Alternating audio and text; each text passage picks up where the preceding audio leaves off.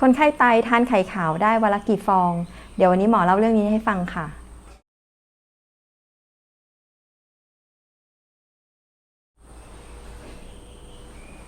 เรียนรู้เรื่องไตกับหมอไตทางช anel นี้นะคะ หมอไตให้คำตอบโดยแพทย์หญิงกัญญมลค่ะ คนเป็นโรคไตนะคะ สามารถทานไข่ขาวได้วันละกี่ฟอง เดี๋ยววันนี้หมอเล่าเรื่องนี้ให้ฟังค่ะ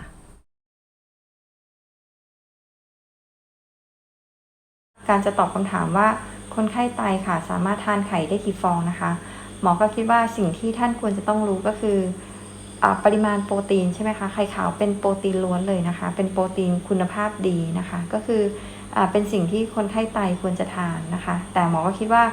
แล้วเราจะทานปริมาณเท่าไหร่เนี่ยสิ่งที่เราจะต้องรู้ก็คือโปรตีนที่เราต้องการต่อวันเนี่ยค่ะคือเท่าไหร่ซึ่งในแต่ละคนค่ะก็จะไม่เท่ากันนะคะดังนั้นเราก็จะต้องรู้ก่อนนะคะว่าตัวเราเองค่ะมีโปรตีนที่โควต้าโปรตีนที่ทานได้ต่อวันนะคะเท่าไหร่นะคะถ้าเราไปลอกคำตอบคนอื่นเลยนะคะหมอตอบง่ายๆเลยแค่ว่าท่านสามารถทานไข่ได้วันละ2 ฟองหรือทานไข่ได้วันละ3 ฟองหรือกี่ฟองก็แล้วแต่นะคะคำตอบของหมอค่ะ1คำตอบอาจจะเหมาะสำหรับคนไข้แค่บางคนเท่านั้นนะคะอาจจะไม่ได้เหมาะกับคำตอบของอีกคนหนึ่งก็ได้นะคะดังนั้นท่านก็จำเป็นจะต้องรู้รายละเอียดนิดนึงนะคะก่อนที่จะตอบคำถามเพื่อที่จะได้เป็นคำตอบที่เหมาะสมกับท่านให้ได้มากที่สุดนะคะโดยการจะคิดว่าโปรตีนได้เท่าไหร่ต่อวันนะคะก็คือต้องรู้นะคะว่าตัวเองส่วนสูงเท่าไหร่นะคะแล้วก็เป็นผู้หญิงหรือเป็นผู้ชายแล้วก็ระยะไตก็คิดตามนี้นะคะน้ำหนักที่ควรจะเป็นค่ะเราจะเวลาเรามาคิดอาหารในคนไข้ไตค่ะว่าควรจะจัดจานอาหารแบบไหนนะคะเราจะไม่ใช้น้ำหนักปัจจุบันนะคะเราจะใช้น้ำหนักที่คนไข้ควรจะเป็นนะคะซึ่งการคิดเบื้องต้นก็จะคิดจากว่าถ้าเป็นผู้ชายนะคะจะใช้ส่วนสูงค่ะ-100ถ้าเป็นผู้หญิงค่ะจะใช้ส่วนสูง-105นะคะหมอก็ยกตัวอย่างเช่นสมมติผู้ชายคนหนึ่งนะคะสูง175 เซนค่ะแล้วก็เป็นไตระยะ3นะคะถามหมอว่าจะทานไข่ขาวได้วันละกี่ฟองนะคะข้อ1เราก็ต้องมาคิดก่อนว่าน้ำหนักที่ควรจะเป็นของป่วยรายนี้นะคะเท่าไหร่ก็คือ175ลบ100นะคะก็คือ75 กิโลกรัมค่ะหลังจากนั้นเราก็ไปดูนะคะว่าโควต้าที่จะทานโปรตีนได้ต่อวันค่ะเป็นเท่าไหร่ในไตระยะนี้นะคะคือไตระยะ3ค่ะโปรตีนที่ควรทานต่อวันก็คือ 0.6 ถึง 0.8 กรัมนะคะต่อน้ำหนักที่ควรจะเป็น1 กิโลกรัมต่อวันนะคะก็สมมติถ้าเกิดคิดน้อยสุดเลยนะคะโปรตีนที่จะได้รับก็คือใช้ 0.6 คูณ 75นะคะก็คือ45 กรัมต่อวันค่ะ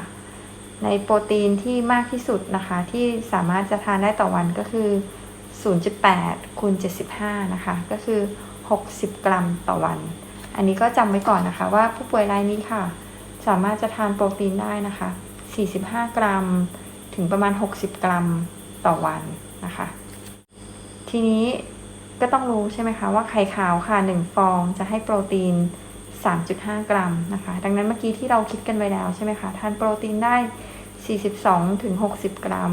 ก็แปลว่าจะทานไข่ขาวได้ตามนี้นะคะ42 หาร 3.5 ก็คือ12 ฟองค่ะหรือว่าคิดมากที่สุดเลยที่สามารถทานได้นะคะก็คือ60 หาร 3.5 ก็คือ17 ฟองกว่าๆดังนั้นก็ตอบว่าผู้ป่วยรายนี้ค่ะสามารถทานไข่ได้12 ถึง 17 ฟองต่อวันตามนี้เลยใช่ไหมคะ อันนี้หมอชวนคิดเฉยๆนะคะก็ที่จริงแล้วอันนี้จะไม่ใช่คำตอบที่ถูกต้องนะคะเนื่องจากอะไรก็เนื่องจากว่าในอาหารที่เราทานค่ะเราก็ต้องรู้ว่าอาหารที่เราจะทราบกันใช่ไหมคะมีไข่อย่างนี้นะคะไข่เนื้อหมูเนื้อเป็ดเนื้อไก่อย่างนี้ก็คือเป็นโปรตีนนะคะทานอาหารกลุ่มนี้ไปก็จะได้โปรตีนนะคะยังมีอาหารกลุ่มอื่นอีกนะคะที่ทานเข้าไปนะคะหน้าตาไม่เหมือนโปรตีนเลยแต่ว่าที่จริงมีโปรตีนนะคะดังนั้นจากที่เมื่อกี้เราคำนวณไว้นะคะว่าผู้ป่วยรายนี้ค่ะทานโปรตีนได้มากสุด60 กรัมนะคะอย่าลืมว่าใน60 กรัมของโปรตีนค่ะยังจะต้องมาเฉลี่ยเป็นอาหารในส่วนอื่นนะคะหมอก็ให้ดูตารางนี้นะคะในตารางนี้ค่ะจะเป็นกลุ่มของหมวดอาหารต่างๆนะคะที่เวลาเราทานเราก็จะต้องได้อาหารตามนี้เลยนะคะก็จะมีอยู่ทั้งหมด7 หมวดนะคะใน4 หมวดแรกค่ะโปรตีนนะคะข้าวแป้งก็จะเป็นพวกข้าวที่เราทานนะคะข้าวสวยข้าวต้ม รวมทั้งพวกก๋วยเตี๋ยวบะหมี่แบบนี้นะคะก็มีโปรตีนด้วยนะคะทานข้าวเข้าไปค่ะแต่มีโปรตีนด้วยนะคะแต่ปริมาณโปรตีนก็จะน้อยกว่าการทานโปรตีนตรงๆนะคะผักนะคะที่เราทานก็มีโปรตีนนะคะผลไม้ก็มีโปรตีนเช่นกันค่ะส่วนหมวดที่เป็นน้ำมันนะคะน้ำตาลหรือว่าแป้งปลอดโปรตีนกลุ่มนี้ไม่มีโปรตีนนะคะอันนี้หมอก็ให้ดูตรงนี้ก่อนนะคะอันนี้คือตารางที่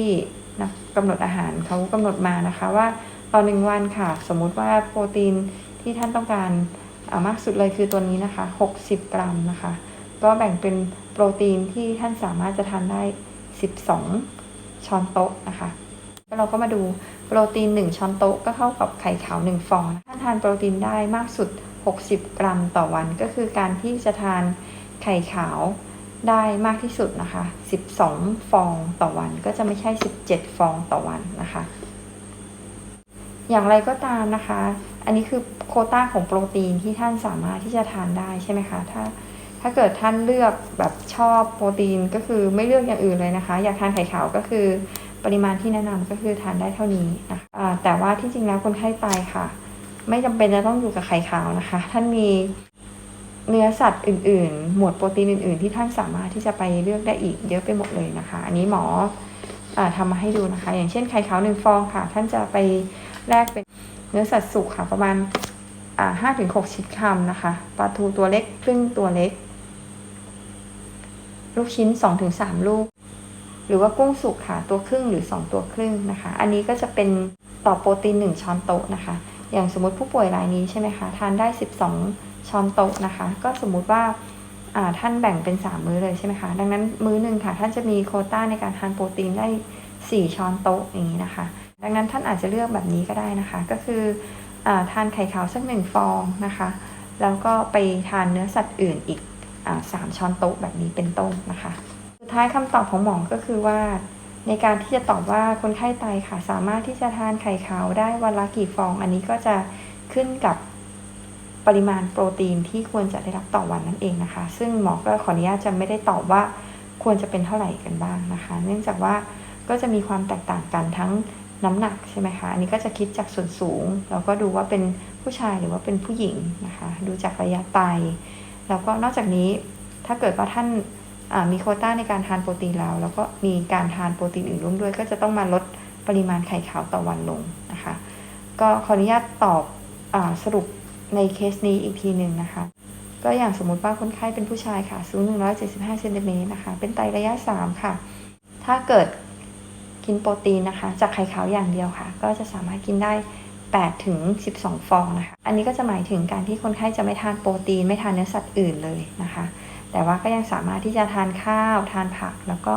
ทานผลไม้ตามสัดส่วนที่เหมาะสมได้ค่ะและนี่ก็เป็นคำตอบของการที่จะตอบคำถามนะคะว่าผู้ป่วยไตค่ะสามารถที่จะทานไข่ขาวได้วันละกี่ฟองกันแน่นะคะหมอก็คิดว่าบางท่านนะคะเข้ามาดูวิดีโอแล้วก็ต้องการให้หมอตอบสั้นๆเลยนะคะหมอก็ตอบมาเลยว่าสรุปกี่ฟองกันแน่นะคะ4 ฟอง5 ฟองหรือกี่ฟองกันแน่แต่หมอก็ยังคิดว่าเหตุผลของคำตอบในแต่ละคำถามที่คนไข้ถามมาค่ะสำคัญไม่น้อยไปกว่าคำตอบที่ท่านจะได้รับนะคะหมอก็ยังคิดว่าแต่ละท่านค่ะควรจะมีการเรียนรู้แล้วก็มีการที่จะดูแลรวมทั้งการจัดอาหารค่ะควรจะ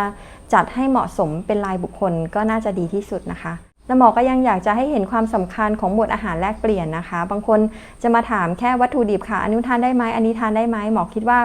เดี๋ยวเรามาเรียนรู้เพิ่มกันนะคะว่าในหมวดอาหารแลกเปลี่ยนค่ะมีอะไรบ้างแล้วก็ท่านจะได้สามารถที่จะทานอาหารได้หลากหลายมากขึ้นซึ่งหมอก็จะทำวิดีโอต่อๆไปเพื่อแนะนำอีกทีหนึ่งนะคะแล้ววันนี้ค่ะหมอจะจบวิดีโอไว้แต่เพียงเท่านี้นะคะท่านใดที่คิดว่าวิดีโอนี้มีประโยชน์ค่ะฝากช่วยกดติดตามนะคะแล้วก็อย่าลืมกดกระดิ่งนะคะมีวิดีโอใหม่จะได้แจ้งเตือนค่ะเรียนรู้เรื่องไตกับหมอไตให้คำตอบโดยแพทย์หญิงกัญญมลสวัสดีค่ะ